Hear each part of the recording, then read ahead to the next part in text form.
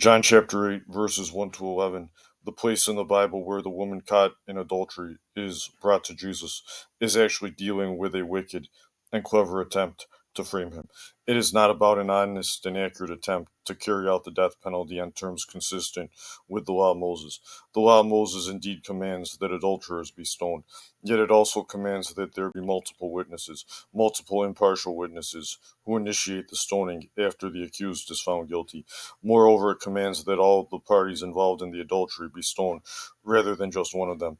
The woman's accusers refused to do what the law of Moses required, by not also bringing the man, Leviticus 20:10, and the man that committeth adultery with another man's wife, even he that committeth adultery with his neighbor's wife. The adulterer and the adulteress shall surely be put to death. So when Jesus said in John 8:7, he that is without sin among you, let him first cast a stone at her, he would have been speaking against the law of Moses if he had meant that its verdict about stoning was wrong, or at least impossible to righteously carry out. Saying such a thing would have actually provided an occasion for his enemies to accuse him, like they were looking for, if that is what he meant. But he obviously meant that those who were without sin in this matter should be the first ones to cast stones at her. Yet, since the woman's accusers were partial witnesses, and there were no impartial witnesses testifying against her, there was no lawful basis for anyone to stone her.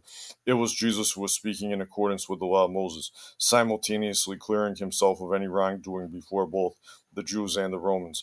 If these witnesses were so zealous to carry out the law of Moses' verdict about stoning adulterers, which they were pretending to be but weren't, then they should risk the wrath of the Romans in doing so. The Romans had forbid the Jews from carrying out the death penalty among themselves. And if the woman's accusers were partial and hence false witnesses, like they were indeed, then they would be violating the law of Moses by carrying out the stoning, and they would also be risking the wrath of the Romans in doing so.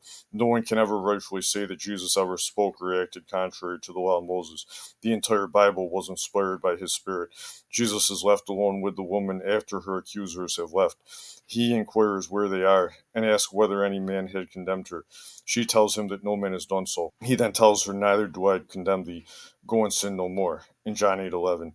In its context, this meant that no man had stoned her, and that he was not going to stone her now either. He surely knew that this was a setup. He did not witness the adulterous act either. He yet made sure to tell her, "Go and sin no more." I think that people now are more likely to assume that verse 11 says, "I will never condemn thee, go and sin some more." Yet that's not what it says. We all know what sin no more means in principle, and we know that it is a logical and reasonable demand which we must obey in order to be ready when we stand before Jesus, the ultimate judge, on the day of judgment.